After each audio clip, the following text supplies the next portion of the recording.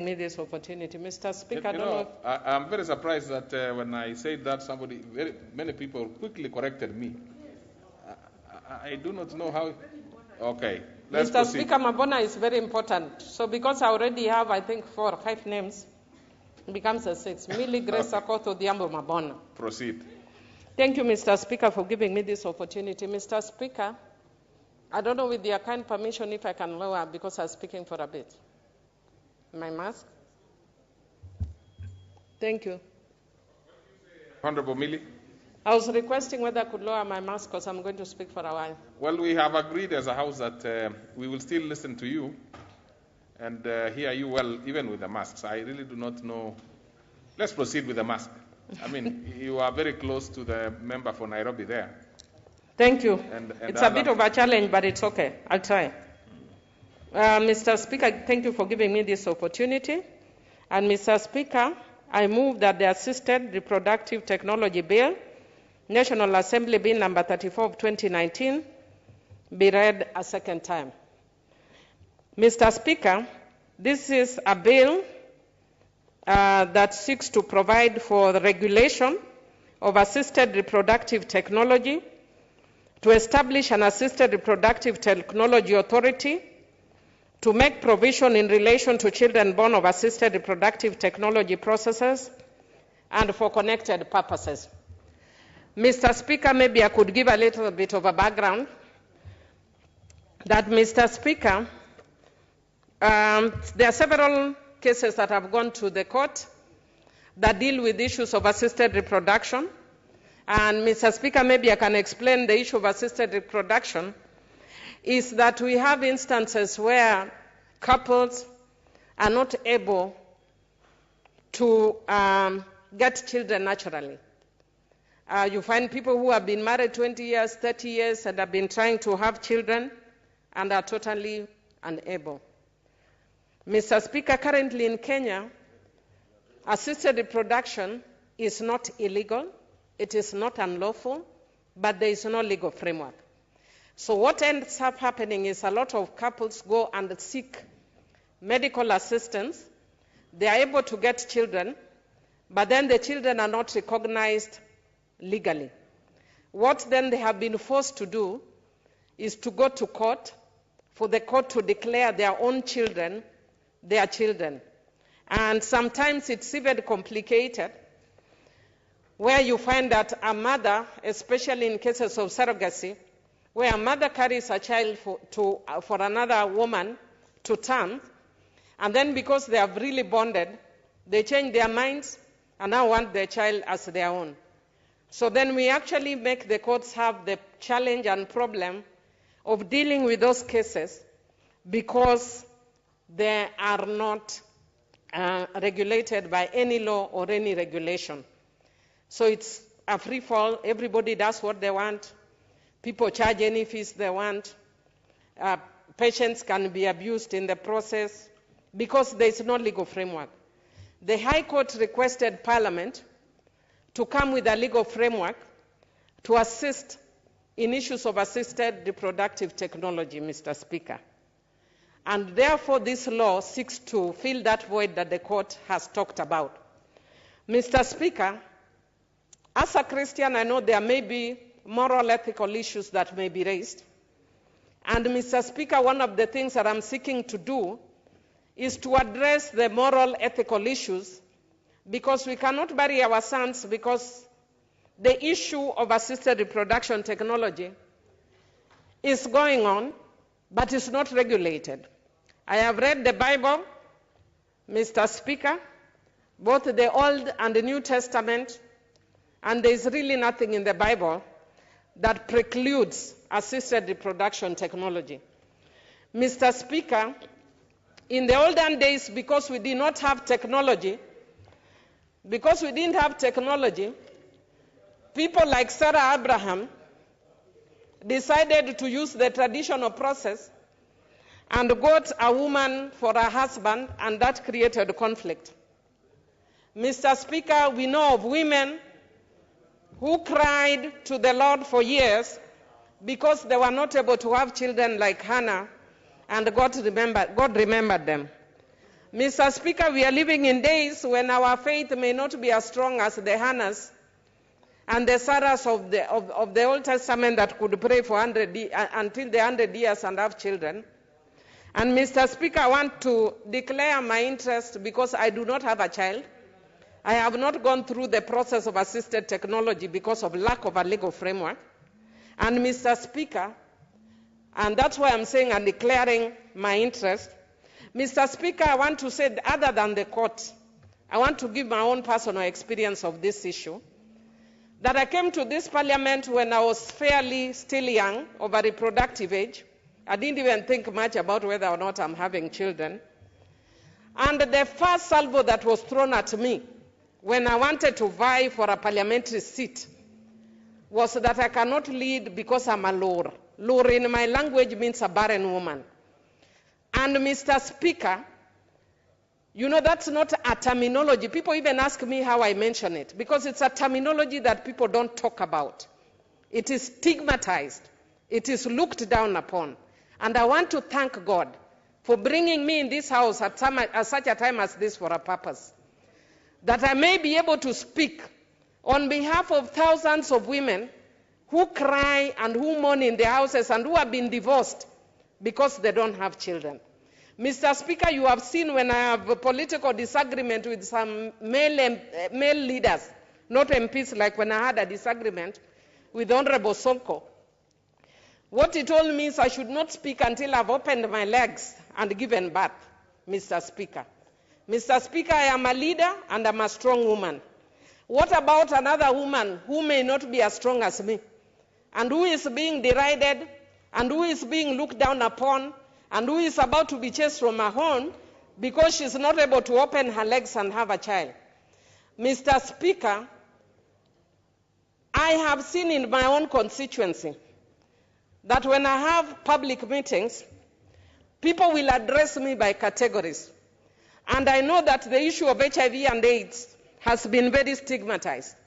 Yet, Mr. Speaker, when I address the public, people will address me by their various categories. The women who are HIV positive, after I speak, people will come and say, we are the farmers, we are the fishermen, we are this and we are that. And the women who are HIV positive and who are on ARVs will stand up, Mr. Speaker, and they will tell me, Mr. Speaker, that we also want our voices to be heard because we are what is called Jondilo. Jondilo are the ones who swallow. They are not ashamed to say that they are on ARVs because they have HIV. And Mr. Speaker, because HIV, I'm giving the example of HIV, because it's one of the most stigmatized diseases. Yet, Mr. Speaker, one of the common things I have seen, that the women who have no children will not raise their voices because they are too embarrassed. They will hide and come and see me after everybody has gone, and they will whisper so that others don't hear. And they'll tell me, Mheshimiwa, we are low like you. We are barren like you. We don't have a voice. And Mr. Speaker, I am here to speak on behalf of all the lords in this country. Mr. Speaker, I was amazed at the number of women who have since come to me, not just women, but even men. When I brought this bill in the last parliament, about 3 male members of parliament came to me and told me they've had their children through assisted reproduction and it saved their marriage. Mr. Speaker, Honorable Joyce Lay, who was a member of this House, broke down and cried when she narrated her story of how she was not allowed to take her own child because the child was born of surrogacy, and it's the court who had to give her her child. Mr. Speaker, there's a woman member, I will not say who she is. If she wants, she can air her voice. She was not a member of parliament then. She called me before I brought this bill. Interestingly, even though I say I have an interest, but I brought this bill mainly because of the voices I heard from women. That woman called me and told me, Millie, can you please project our voices? I have gone through a horrendous time trying to have a child. Mr. Speaker, I am happy as we speak that she managed to get a child through assisted reproduction. And I also thank God she's now a member of parliament. I can see she's not here today, but I'm hoping that she will add her voice to this. A male member of parliament, in fact, he's not here, but he had told me he wanted to second this bill, has had triplets through assisted reproductive technologies. That is the reality. But not all the stories are rosy. When I brought this bill, a young woman, only 38 years, sent me a text and told me that she had been divorced because she cannot have children. I have even seen younger women who are being threatened with the divorce at 26, 25, because they've been married for 2-3 years and they don't have children. Mr. Speaker, I am here to say that God has made us fearfully and wonderfully, because the Bible says I'm fearfully and wonderfully made, with or without children. But having said so, Mr. Speaker, I am here so that the woman who may not have the level of confidence I have, and that do not care what you brand or don't brand her, and who may go to an early grave because of branding, may get a chance to be able to get children through assisted reproduction. Mr. Speaker, the honorable member that I'm saying now is in the House. She introduced me to a group of young women. And there were different women who have actually now formed a group, a support group of young women who are not able to have children. And I went to their group. One of them was also happened to be my relative. And I went to their group, and many of them were in tears as they were narrating to me their stories. Some of them have gone through this process 5-6 times. The average cost at that time was about $500,000 to $600,000 just for the hospital fee alone. But if you were to put all other costs, it goes even much higher. And when the process fails, you pay the exact same amount. So there are people who are paid up to 5 million Kenya shillings in trying to have children. Mr. Speaker, I am here speaking for them and on their behalf, and I'm urging members of parliament that we pass this bill so that we can give those people opportunities and that we may save their marriages. Mr. Speaker, there's also an element of gender dynamics in relation to this issue, that for the medics who are here, they will let you know that sometimes it is not just the fault of the woman. Sometimes it's also the fault of the man. But the society does not care about that. If you read the poem, I think by Jonathan Carriera, called A Leopard Lives in a Moon Tree, it actually speaks to this issue. And it speaks to a man who is not able to have children, and he turns his face away so that his brother can sneak in and have or sire children with the wife. And he says the children are born with stripes which resembles his brother. And that's what he calls a leopard lives in a moon tree. And the leopard is basically helping him so that he can have children. In our traditional societies, because I think the last time when we were here, a lot of people were saying this is an African. For those of us who think it's an African, it's because perhaps you don't know your tradition. I have actually researched amongst several of our communities. This process was there, and this process was allowed in a lot of communities in varying forms. Mr. Speaker, I can tell you, for instance, amongst the Luo community, if a woman was not able to have a child, what the woman would do is to get a relative of hers, either the sister, a younger sister, or a niece, to have children with the husband. And those children are not considered the children of a sister or a niece. They will be considered her own children. And that woman will be there, not as a wife, but for purposes of procreation. And after that, they will be treated as house girls or housemaids who are sent here and there. Mr. Speaker, we are in a different world where we don't need to raise conflicts like the one of Sarah in the Bible. Through technology, we can now actually help. Mr. Speaker, if you look at the original version of this bill, it was written in vitro fertilization. I just want to thank Honorable Dr. Nyikal that he sat me down through his own initiative, actually, and there were several other doctors, gynecologists who are in this house in the last parliament, and they told me this bill is actually very vital. But I have since become very, very educated on medical terms, and they told me when you talk of IVF, it's only one form of assisted reproduction, that there are different forms of assisted reproduction, and hence we should be looking at a wider level, and that's why we actually have this no longer as IVF, but assisted reproduction technologies bill. We have since actually had a discussion with them, and either them or I will be proposing even further amendments based on even further research and practices that we have seen in other countries. And I'm hoping and encouraging members that will support this bill so that not only should we then abide by the court order, but that we will help those who need our assistance.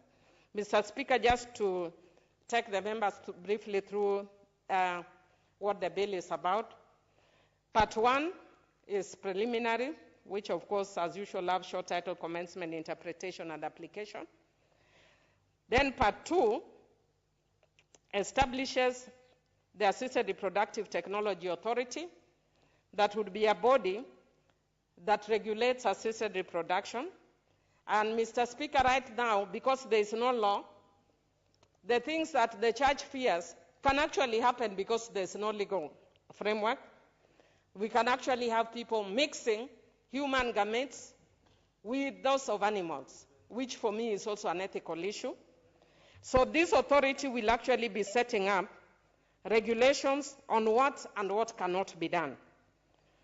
It will also be a licensing body that will be enabling people who actually practice this assisted reproduction. Mr. Speaker, currently we do not have any regulation. So we have people doing anything, even people who are not experts. And a lot of desperate couples are exploited in the process. Mr. Speaker, Part 3 highlights prohibited activities. When and how you can use an embryo, how long you can keep an embryo. It's suggested that you can keep for 10 years. Consent of parties, so that you do not have somebody using your eggs or your sperms without your permission. That Mr. Speaker can decide that I've seen Mr. Speaker sitting there, he's handsome, he's brilliant, he can manage the house well, and I somehow go and find your sperms to then create a baby. Now, this law seeks to protect that, so that nobody uses your sperms or your eggs without your permission, except by law. Mr. Speaker, it also talks about posthumous consent, whether or not that should be allowed, and if it is to be allowed under what circumstances. Mr. Speaker, I know this is a moot issue because I've been talking to a lot of people. The issue of assisted reproductive technology for procreation purposes, I have actually provided that it should be for procreation purposes only. I know the scientists and the doctors that I spoke to had told me that we need to open it up because of the issue of technology and research. If we limit it, means we cannot do research. Like, for instance, when we have COVID, perhaps some of those researches that we may do may help us.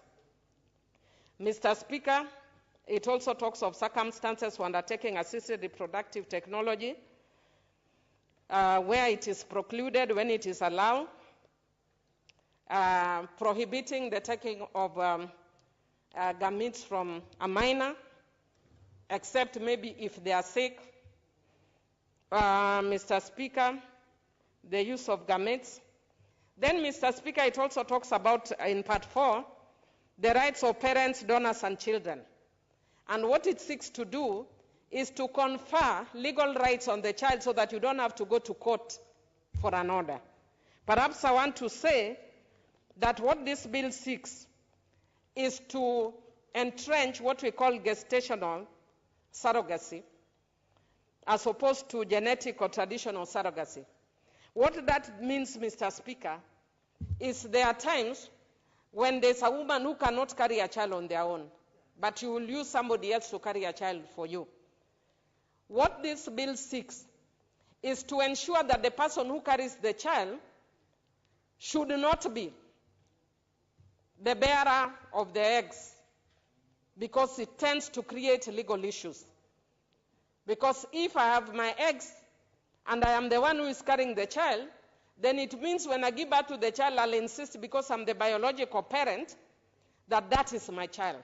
So what we are seeking is gestational, so that the mother who is carrying for the intended parents has no biological connection to the child.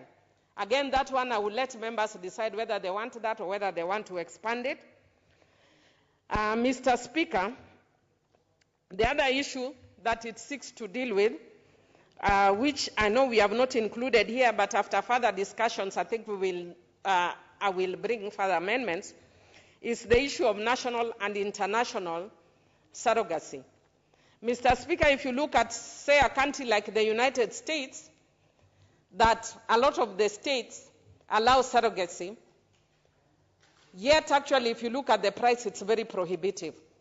On the other hand, a country like Sweden is still grappling with the issue of surrogacy, but for very interesting issues. I was talking to one of the senior officers in their agency, and what they were saying, the reason why they were not allowing is because they were saying that relatives can abuse that and force their own relatives to carry the child for them when they really don't want. Like they were saying, I can psychologically force my sister when she may not want to carry a child for me. But here instead, Mr. Speaker, instead of then leaving it open, then we need to provide by law. That's why I'm talking about fixing it to gestational as opposed to traditional genetic surrogacy. But Mr. Speaker, when it comes to international, again, I will leave this House to give me direction even as members contribute, because one of the things that if we find it acceptable, then we can consider what we call medical tourism. The reason why we find India is really preferred by a lot of Kenyans because of the cost of a lot of their processes. When I did my research, I discovered that in the US, the process of surrogacy would be something between 7.5 million to 15 million on the prospective parents. But in Kenya, if you actually look at the costs that we are hoping will be undertaken, it may be much, but it may not be prohibitive. Again, the bill seeks not to entrench commercial surrogacy, but to entrench non-commercial surrogacy. Again, I would love to hear members' opinions over that. And what that means is that if you use a surrogate, then you don't commercialize the process, but you pay only the costs that are related to your carrying of the child. That therefore means if this woman will be carrying your baby for 12 months, you must make sure that they are staying in a residence that you would love your child to stay in. If she is carrying your child for 12 months, they must have nutrition that is suitable for them.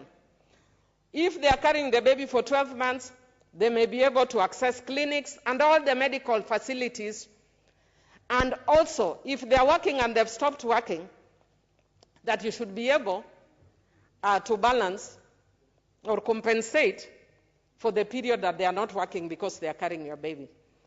What it prohibits is putting a price that I want a surrogate, how much does it cost to be a surrogate? 4 million, 2 million, so that people do not commercialize. And my thinking was, especially in a country where people are struggling, if you commercialize, then it is likely to be abused. But on the other hand, if we find a system that is friendly to Kenyans and even people who want to come from abroad, and with a proper legal framework, then others can come to Kenya for medical tourism that will then boost our economy. I know a lot of people have talked about the issue of trafficking. On the issue of surrogacy, it will actually stop trafficking so that we will no longer have miracle babies. If somebody were to carry your child and there's a legal framework, then we will be seeing and following this child for 9 months not for 2 months like the miracle babies, where you then have children within 2 months.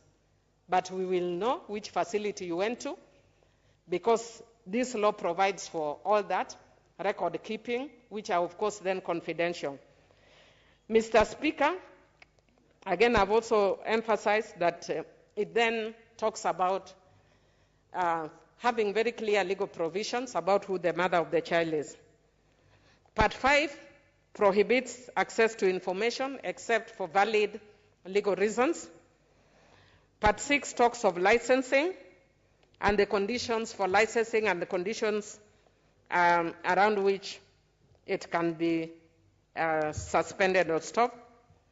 And where the authority has gone beyond their powers, that you can appeal to the authority first and then to the High Court. Part 7 is general financial provisions, and Part 8 is miscellaneous provisions, which has offenses and general penalties. Mr. Speaker, I will stop at that and urge or ask Honorable Peter Owino to second. Thank you, Mr. Speaker. Honorable Owino. Thank you for the opportunity, Mr. Speaker. I rise to second